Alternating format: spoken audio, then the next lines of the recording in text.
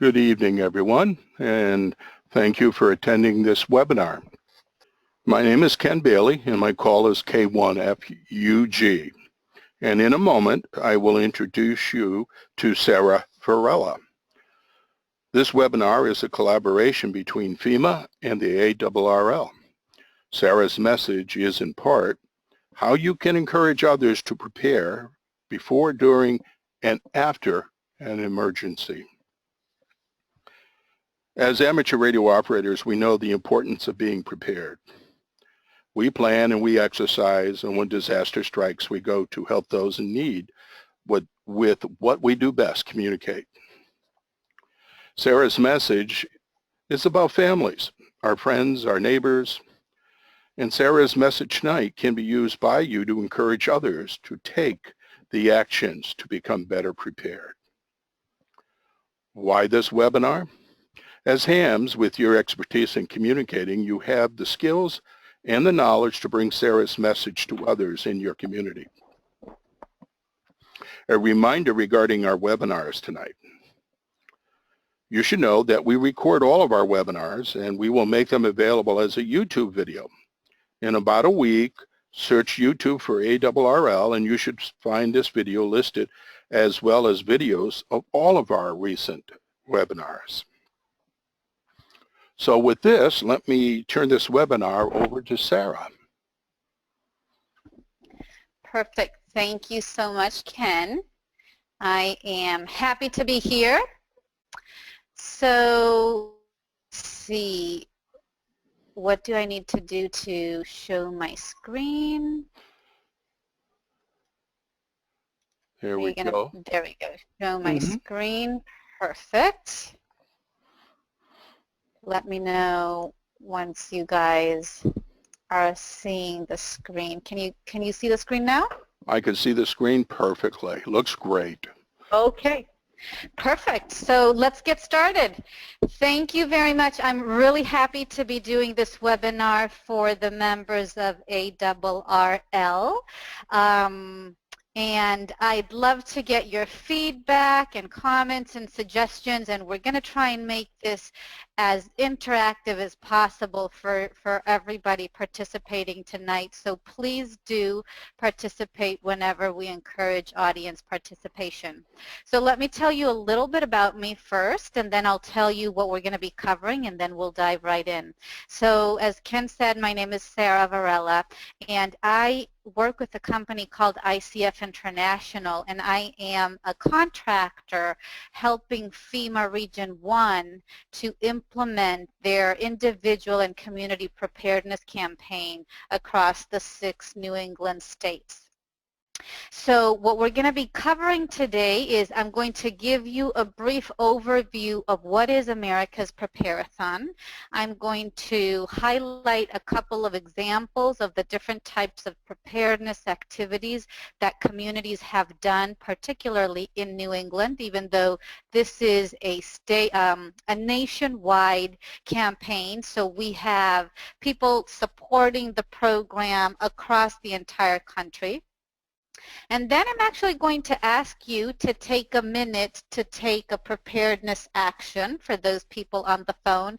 And then we'll focus on talking about building an emergency communications plan, and the way we've outlined the presentation is designed for everybody on the line to be able to use this presentation and take it into your communities and present it to the people that you care about. So hopefully it'll be a useful presentation. And again, as I said, if you have any questions, feel free to ask. You can send questions via the chat. So talking about the chat, my first question to everybody on the line is whether or not you personally feel that you are prepared for emergencies. And if so, please take a minute to write your response in the chat. So I'm going to wait about 45 seconds while people type in on the chat what types of activities you've done to be prepared for emergencies, if any.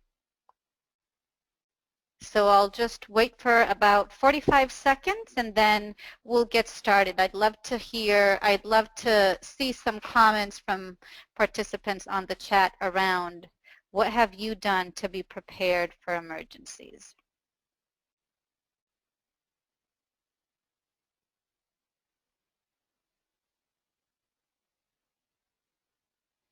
And Ken, if you can also point me out if you start seeing people typing in, just let me know.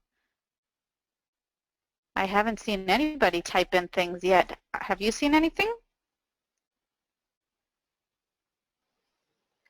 Yes, Sarah, I see where Okay. they're typing in some questions under question. I'll read them for you. As prepared as possible with go kits, bags, radios, car kits, stay-at-home kits, plans made, training, webinars, personal preparation go bags, have Okay. organized local groups. These are some of the chats that are coming through, and they're coming Okay, through under perfect. questions. Mostly? Okay, perfect. Okay, great. So we have some sort of a sense, so it looks like people out there do have a sense of the types of different activities that they can do to be better prepared, so that's wonderful. So in a snapshot, the main goal of America's Prepareathon is to get as many individuals as possible to be prepared for emergencies. That's really what we're trying to do, is to get as many individuals as possible in the United States of America to be prepared for emergencies. And we could use your help in getting the word out about this. So let me give you a brief overview of the campaign. America's Prepareathon is an award-winning grassroots preparedness campaign that focuses on actions. So we're not about giving flyers or setting up a booth at a fair, even though we do that. Our main goal is to get people to take action around preparedness. We have two key days throughout the year where we celebrate as a nation on April 30th and September 30th. However, we are able to support any community initiative that is taking place regardless of the date. So we are a year-round program. And what we offer are free resources and tools and the support of people like me that can help the local leaders implement the campaigns in their community. So we have materials targeted and designed for these six different types of natural disasters: hurricanes, tornadoes, floods, earthquakes, wildfires, and snowstorms. So depending on where you are located geographically, some of these might be more interesting than others. However, a lot of the campaigns that I've been working on lately focus on a multi-hazardous, more general type of approach as opposed to specifically on the six hazards that I just shared with you. So the goal of the campaign, if there's anything you need to remember from this slide and from today's presentation, is that we are about taking action. It's a campaign that aims to involve individuals at the grassroots level, ideally in a community-wide setting, and to take action to increase their preparedness. So what do I mean when I talk about taking action? Well, this slide over here highlights 10 different examples of what we are suggesting people could do to take action to be prepared. So they range the gamut in terms of level of involvement and level of difficulty. So I'd like to highlight a couple of the really easy ones, and then I'll talk about the ones that maybe involve a little bit more planning and logistics. But one of the easiest ways that we think people can can take actions to be prepared is to make sure that if they have a smartphone, that they download an app that alerts them about weather-related hazards to their smartphone. And we don't endorse any particular app, but FEMA does have a fantastic app available. Each state also, depending on the state, might have a specific app targeted to them. The National Weather Service has great apps. The Red Cross has great apps. There's an app from Weather Underground. So really any app, as long as people download some sort of a notification system that alerts them to hazards around weather, is one easy step. And if they don't have a mobile phone, they can always register online. Most of the emergency management departments within each of the different states have online a way for people to register to be notified. So that's one easy step that people can take.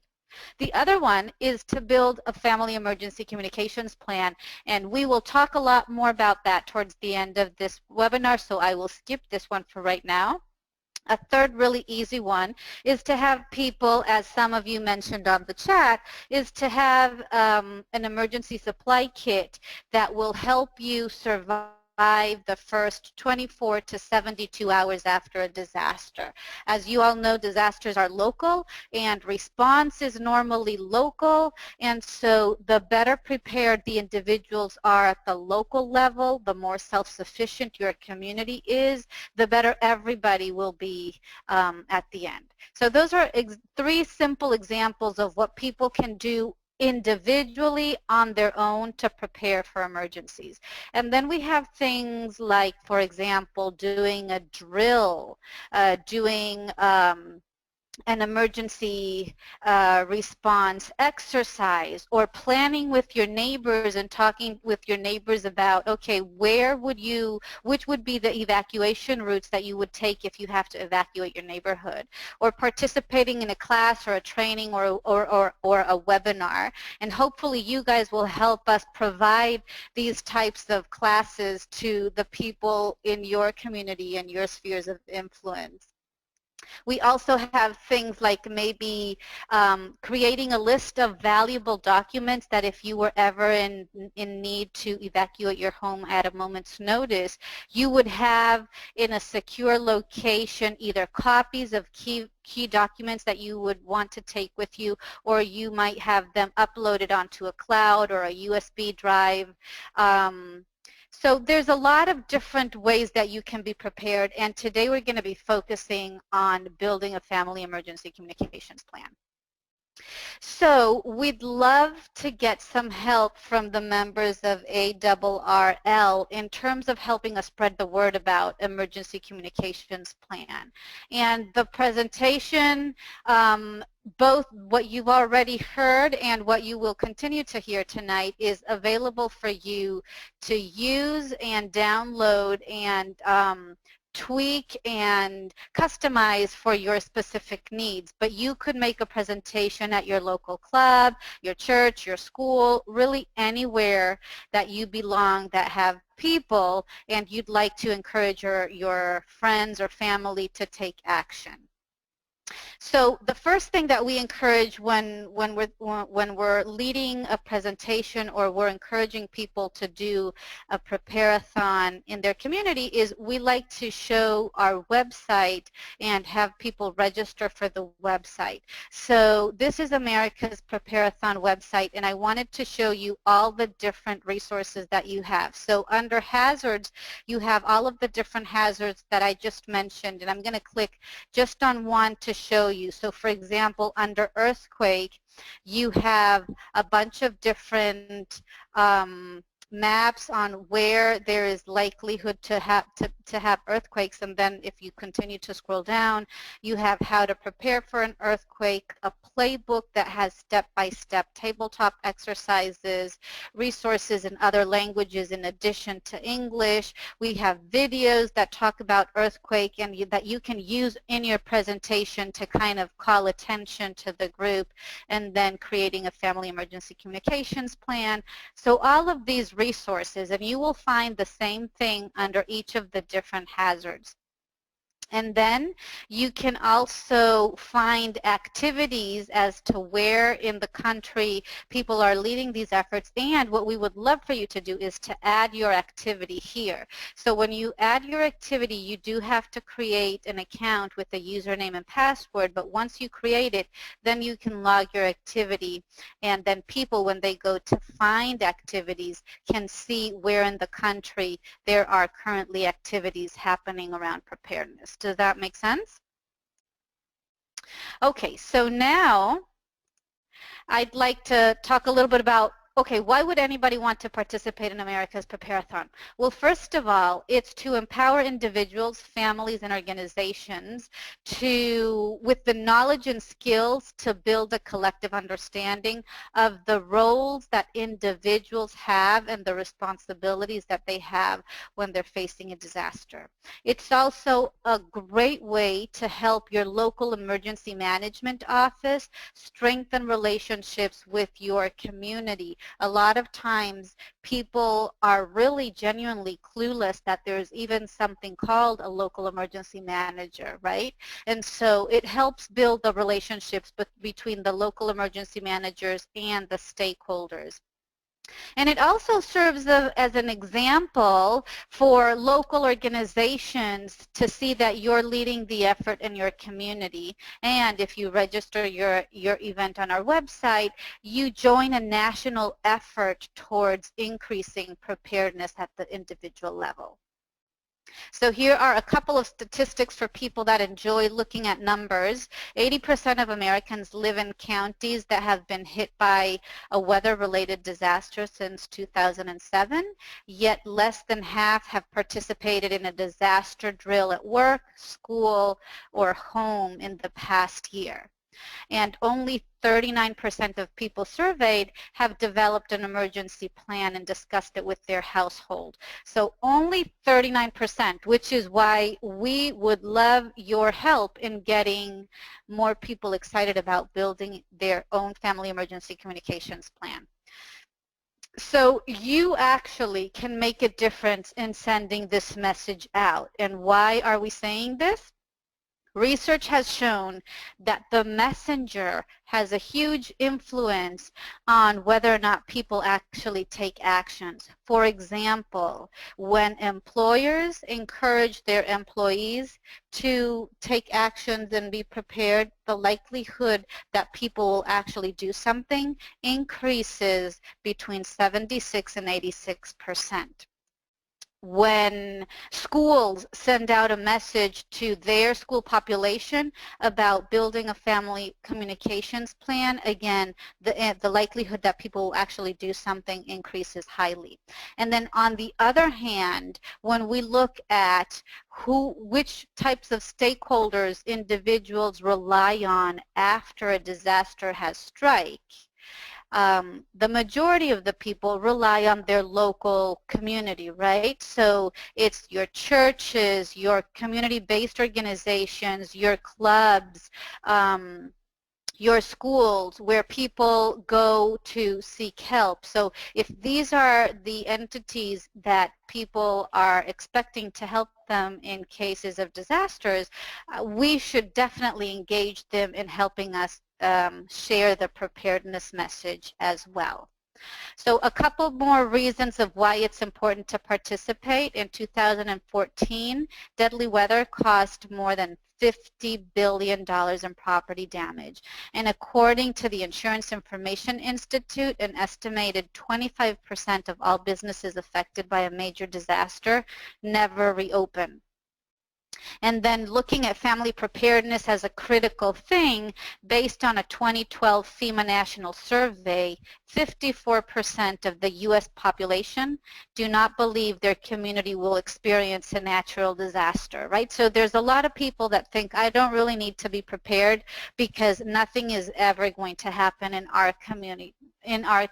Disasters happen over there in other places. So it's important to talk about the fact that disasters can actually happen anywhere and when you least expect them. So thinking about preparedness in advance is helpful for everybody. So I'd like to share examples of what different communities have done very briefly. In Nashua, New Hampshire last fall, they had a community-wide event where the schools participated in a drill, the local town employees participated in a drill, the National Weather Service did a presentation, and a lot of different stakeholders got together to encourage people to participate and take action in being prepared.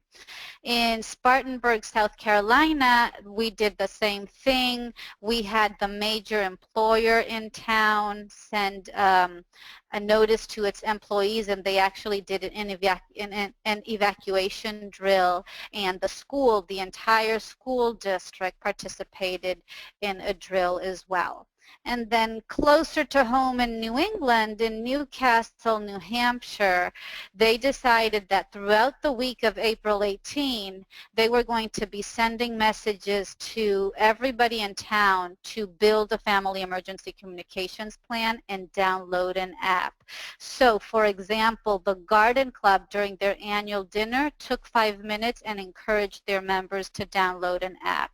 The book club did the same thing. The knitting club did the same thing. The Conservation Commission actually did 3 public presentations on evacuation routes for the town. The major employers in town sent out an email encouraging their employees to take action. That happened. And then the fire department promoted different preparedness activities during their pancake breakfast, and they also partnered with the school to do a shelter-in-place preparedness.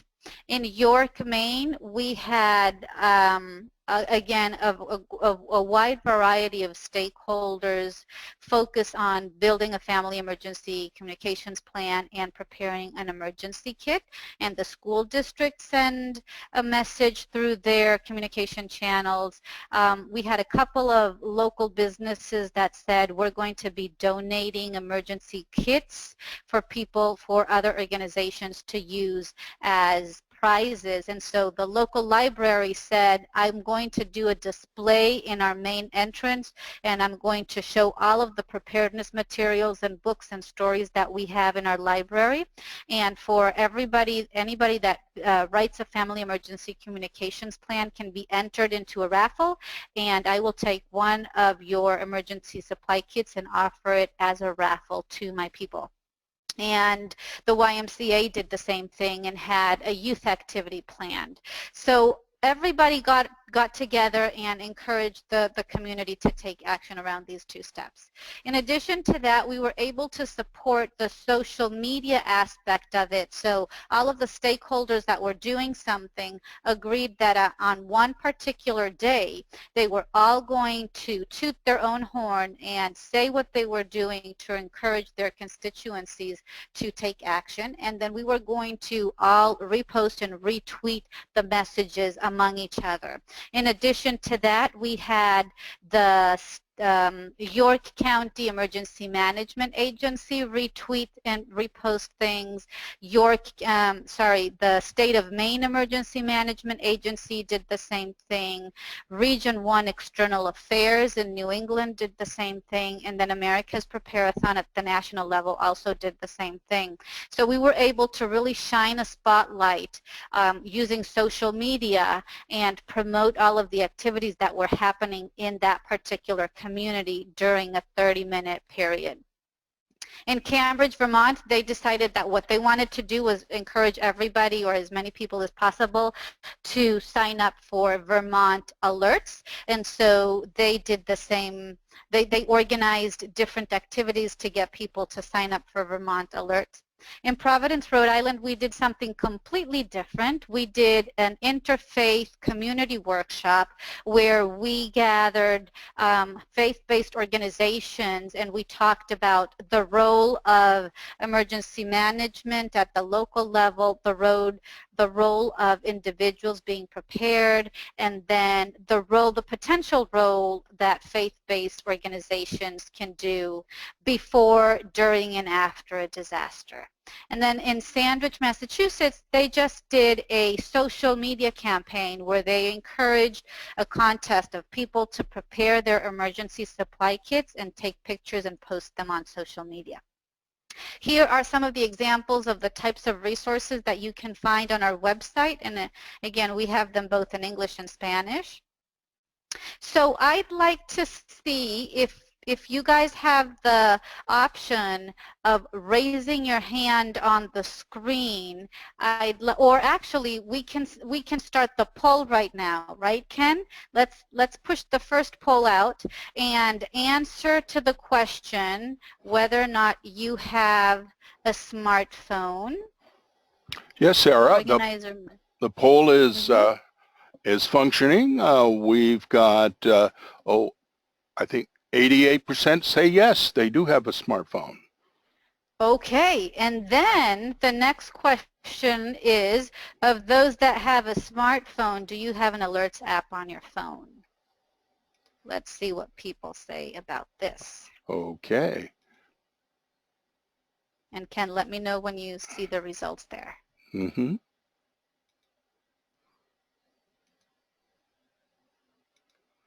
There we go. That poll is running.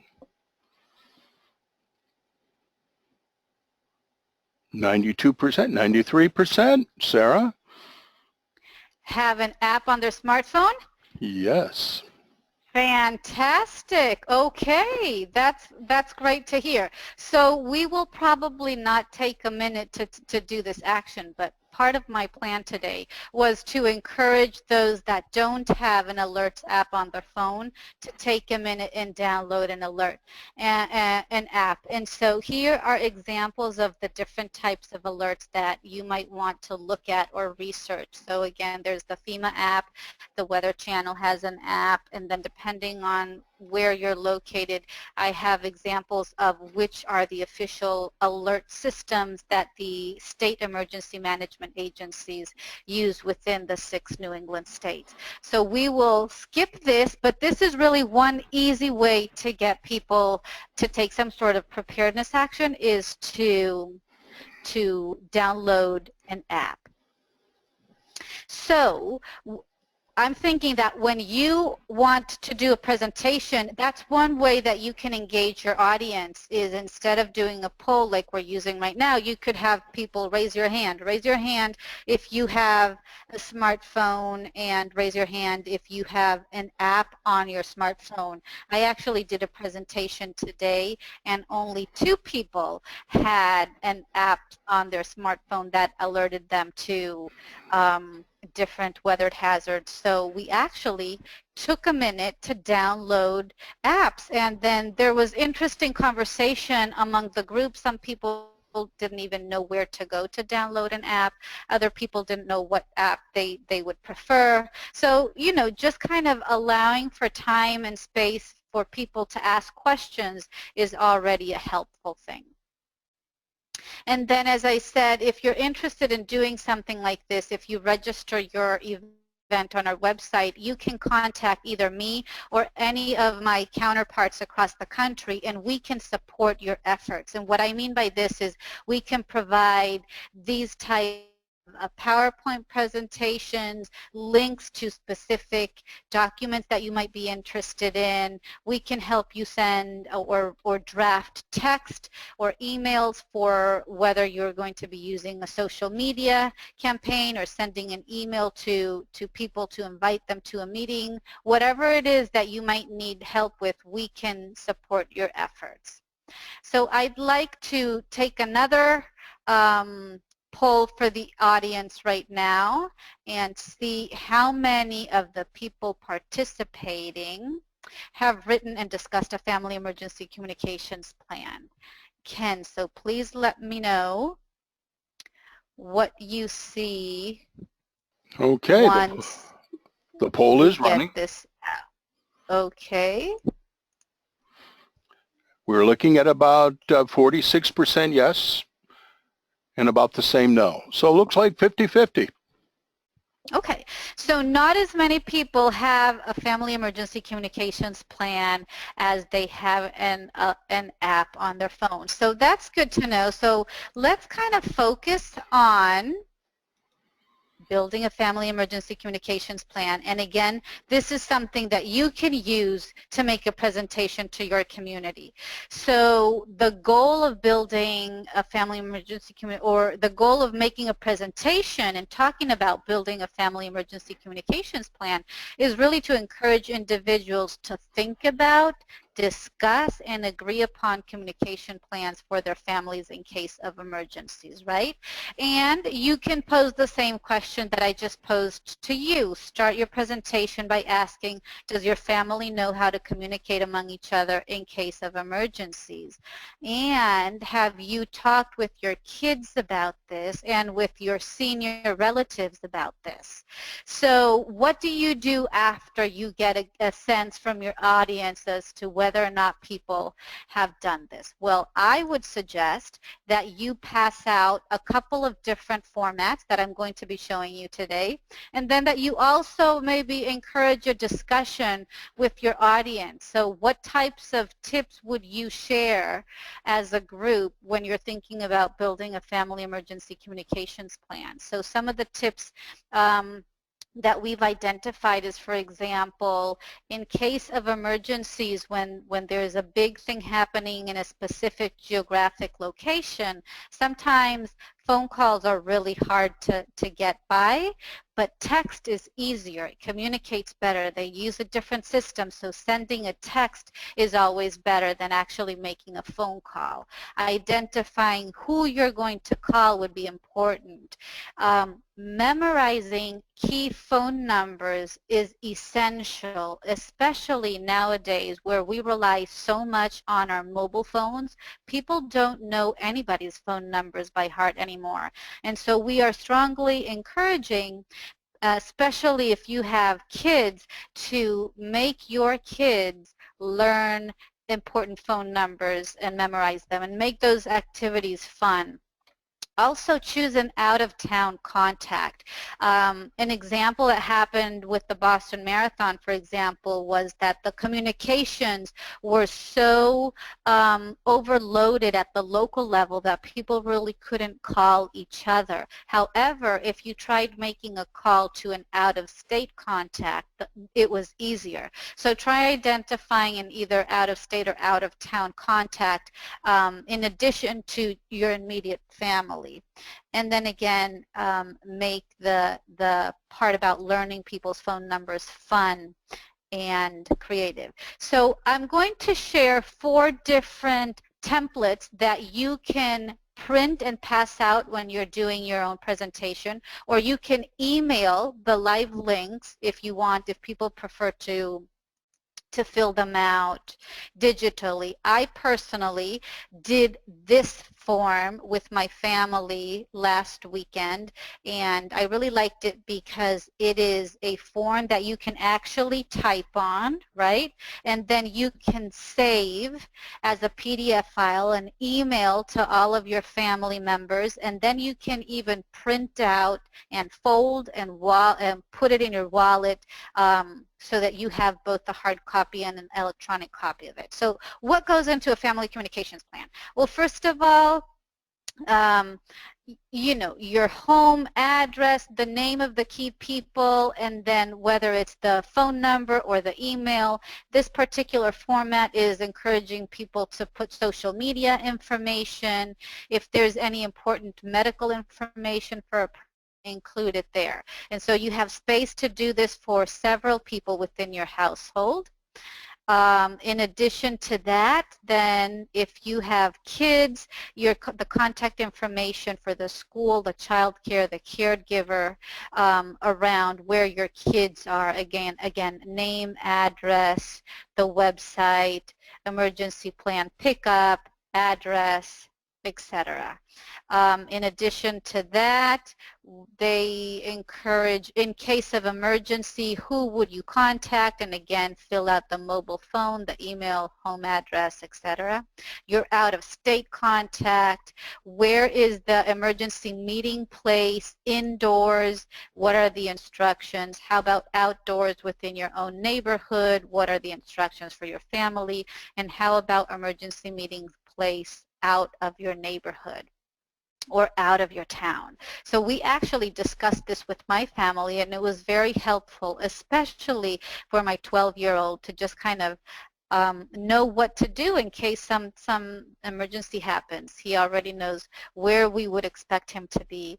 In addition to that, this particular form recommends you to put non-emergency police, fire, numbers, poison control, the doctors, the pediatrician, the dentist, your medical insurance information and your policy, as well as the phone numbers, where is the closest hospital, the pharmacy, your homeowners or renter insurance policy and the number for your insurance company, flood insurance, your veterinarian if you have pets. This even encourages you to write down your electric company, your gas company, water company, and the contact information. So this is really one of my favorite templates, and as I said, you can save it and then you can email out to your family members, and you can share it on a PDF file, or you can print it and have people fill it by hand. This other template is the same, but it's a little bit more involved, and it has a lot more explanations for people that would like to get a little bit more of background. So it kind of breaks it down step by step. So the first thing you need to do when you're building an emergency communications plan is obviously collect the information, right? And then after you collect the information and you agree on the information with your family, you want to make sure that you share the information, which is what you do after you've filled it out. And then finally, you want to make sure that you practice the information. And then again, it has some tips like the ones that we shared a little bit earlier. And then it breaks it down. Okay, so let's collect the information. So household information, school children, daycare information, out-of-town contact. So it gives a little bit more context than the wallet size format, right? And in addition to that, it helps you check off things. So it has a list of things so that you can look at it in a list format and check it off. Yes, I did this. No, I haven't done that. And then it breaks it again down by collect, share, and practice. And then as you scroll down here, you have ideas of different ways that you can prepare, which is the postcard or the image that I shared with you at the beginning, so people can think about different types of activities to be prepared. And then finally, you actually have the form to fill out in a bigger format. This is a 8.5 by, this is a regular letter size paper. So again, you can fill this out, save it, email it, or print it and have people fill it out by hand. In addition to this, we have a family emergency communications plan version for kids. So it's a little bit more simplified. It has more graphics and images, but it basically has the same thing, right? The key names, the contact information, cell phone, work, for siblings, parents, neighbors, outside, out of state, friend or relative, and then it actually has a place for people to draw a map of where they would be connecting within their neighborhood. So it's a little bit more kid-friendly, and it pulls out basically the most important information that you would want your kids to have as a emergency communications plan. And then the last one is, again, somewhat a similar version with more visuals, and just in a different context. And this actually asks for social media connections as well, Facebook, Twitter, etc. So again, these 4 templates are available, and they're actually on the handout that Ken uploaded to this webinar. So you can download them and share them as you wish. So why make a plan? Well, your family may not be together if a disaster strikes, so it's important to think about the following situations and plan just in case, right? Consider the following questions when making a plan. How will my family or household get emergency alerts and warnings? How will my family or household get to a safe location for relevant emergencies? How will my family get in touch if cell internet or landline don't work? How will I let my loved ones know that I'm safe? How will my family get to a meeting place after an emergency? So emergencies can happen at any time, and it's easier to connect during an emergency if you've actually talked with your family about it before an emergency happens, right? So again, who would be your out-of-state point of contact? Where would you meet away from your home, both in the neighborhood or within your town? And then if you like to use this presentation when you're doing your presentation, we've pulled out a couple of the images from the actual templates and put them here on a PowerPoint for you to look at. And if you want to lead the group step by step in filling out the forms, you can use this presentation and have people fill out step-by-step sections of it, and then literally walk out from your presentation, if not with a lot of the, if not with all of the information filled in, at least with a lot of the information filled in. And then we talk about sharing. Make copies of your family emergency communications plan for each member of your household. As I said, I decided to email them and print them out. Enter household and emergency contact information. Store at least one emergency contact under the name of in case of emergency on your mobile phone. Create a group list on a mobile device for all people you would need to communicate with during a disaster. For example, WhatsApp is a good one, but you can also just create a group text if you'd like. Make sure every member of your household and your emergency contacts know how to text, especially young kids and senior citizens. And then if you want additional information, you can always download this handout that I think is also available in one of the handouts that we posted for you to download. And then really practice. So practice texting and calling. Discuss what information you should send by text. Talk about who will be the lead person to send out information about the designated meeting place to your household. Practice meeting and at designated meeting places. Talk about the plan. Challenge family members to recite important numbers by memories. Make sure everyone knows how to call 911, and review, update, and practice your emergency communications plan at least once a year.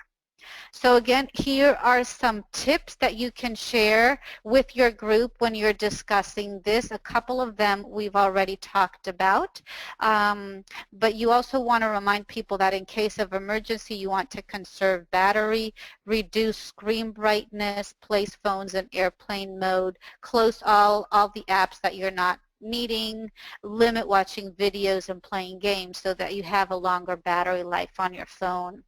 Have a backup battery and chargers if you can. Do not text or call while driving, obviously. Maintain a household landline if you can. I think a lot of people are eliminating landlines, but sometimes those are really the only ones that work in emergencies. If you have call forwarding, make sure to send calls to your cell phone if you evacuate. If internet is available, make use of email and social media to communicate with your friends and family and say that you're okay. You can use the Safe and Well feature for Facebook. If you do not have a cell phone, keep a prepaid phone card on hand and look into other communication systems to keep in touch with families during disasters. And here I know that you guys have several other alternatives since you're all members of the ARRL. Ken, I don't know, would you like to talk a little bit about how our members could use their radios to communicate in cases of emergencies? Oh, certainly.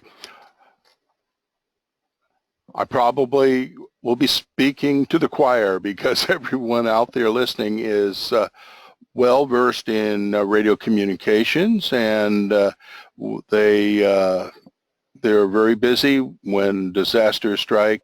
A lot of the hams in our area have gone down to Louisiana to provide their equipment and expertise to communicate. So everyone should have a good grounding in radio communications and how it can be used during emergencies. So back to you, I Sara. took a webinar. I took a webinar the other day, the first webinar, sorry, not a webinar, a class, the first class I ever take around amateur radio, just kind of in preparation for the seminar. And the speaker was saying that there are certain types of frequencies that you can use to communicate among family members. That is obviously if all of your family members have radios. But so I think there's different options as well using radios, and I'm not even going to go further than that because I am by no means an expert in this, but I just wanted to let you know that that's definitely another component that you should keep in mind. So when you are doing your family emergency communications plan presentation, again, you can state the goals of your presentation and share some of the key points that we discussed today. So I'm pretty much coming towards the end of my presentation. I wanted to share a couple of these websites where you can find additional resources. So you have the FEMA websites, the National Weather Service, the National Hurricane Center, the Red Cross. So you're more than welcome again to use these slides to make your presentation when you're doing so.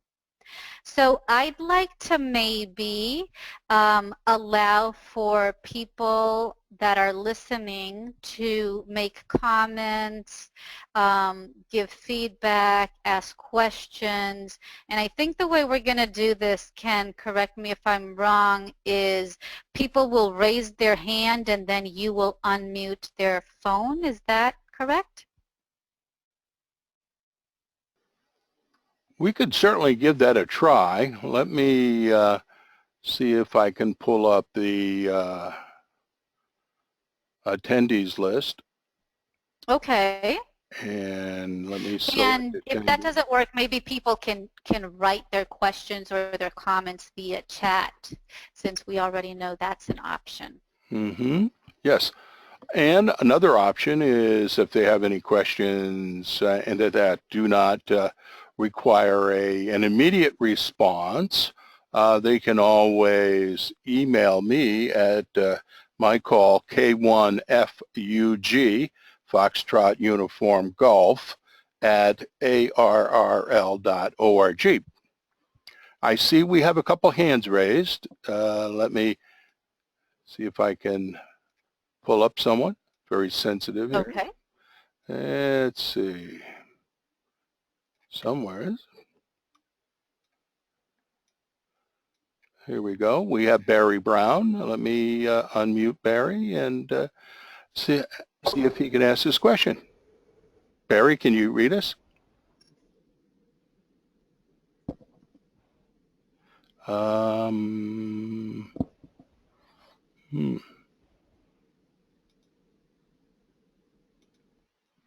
Should we try having people send their questions or comments via the chat? Well, let's see. See if we have anything there. Nothing under the chat line. Mike Corey.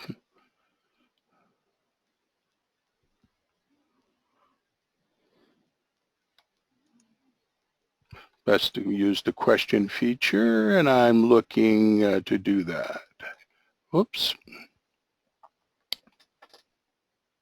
In the meantime, I do have on the screen America's Prepareathon website for people to visit if you are so inclined.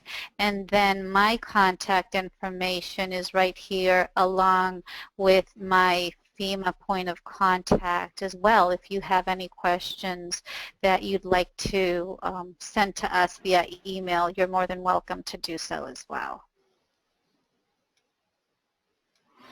Yes, Sarah, the question feature here does not seem to be working. We'll have to work on that for the next webinar. Okay. Chat isn't working. Let's see. Okay. Now, again, this is Mike. Yes, Mike, go ahead. I'm just reading your message.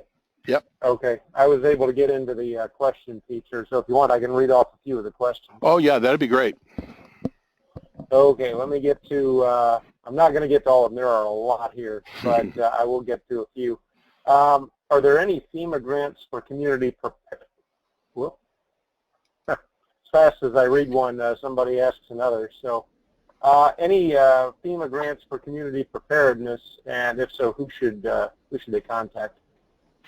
That's a good question. I am not 100% sure about this. I would actually encourage people to contact Brian Kennedy and this is his email, and he might be able to let you know. Or you can send me an email. Actually, Brian, I just realized, is on paternity leave for the next couple of weeks, so maybe don't contact Brian right now.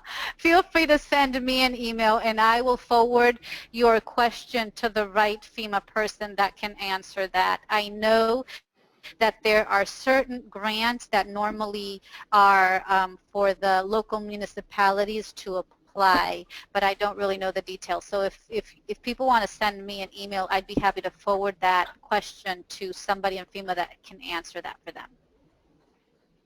Okay, thank you. And a couple I may be able to get to myself. The handouts, you're using the GoToWebinar software. You'll see it. You should see a tab that says handouts, and a lot of the material is in there. If you can't find it there, go to www.arrl.org/library, and you'll find all the slides there. We'll also email that link out to the participants tomorrow. See.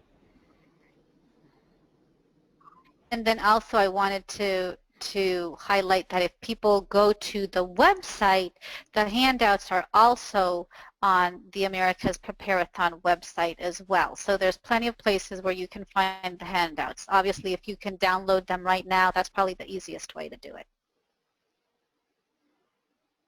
Absolutely. We do have a suggestion about how about an app for the for iPhone, Android, for the communications plan, says with a PIN for security. I don't know if that's absolutely necessary, but there's one suggestion. If I'm not wrong, the FEMA app actually also has a communications plan on it. Oh, okay. And yeah, go ahead. Oh, no, go ahead. Go ahead. I was going to say that there's a cool video if you want to use, if you want to do the presentation and you want to show a video about downloading an app, we do have a really nice video that we have a bunch of videos. I have the links here and I'd be happy to email them out, but we have videos on when the storm comes, when the sky turns gray, when the earth shakes, and an animation video about the FEMA app. And if you click on it, it'll take you to a YouTube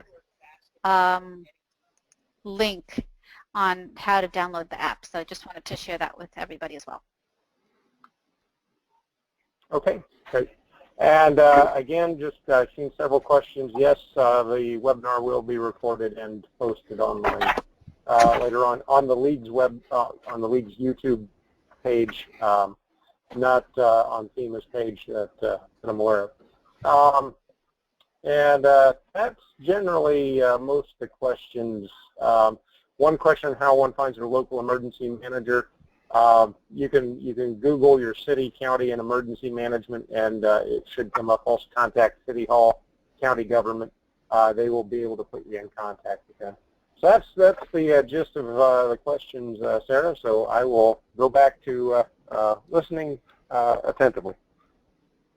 Perfect. Well, thank you so much. This is really the end of my presentation. So, Ken, I don't know if you have any parting thoughts, but I am pretty much done. As I said, feel free to have people connect with me directly if they have any additional questions.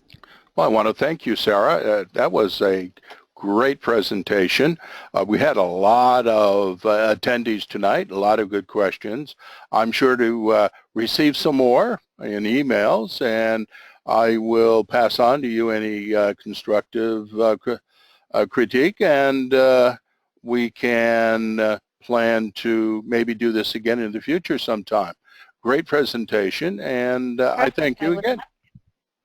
Thank you for the opportunity to present, and thank you for all the people that participated. I'm hoping, I would love to hear whether or not you actually used the presentation and encourage people in your communities to take some sort of preparedness action. That would always be fun to hear, and please register the events if you do. That's the way we kind of keep track of what's happening out there. Thank you, Ken.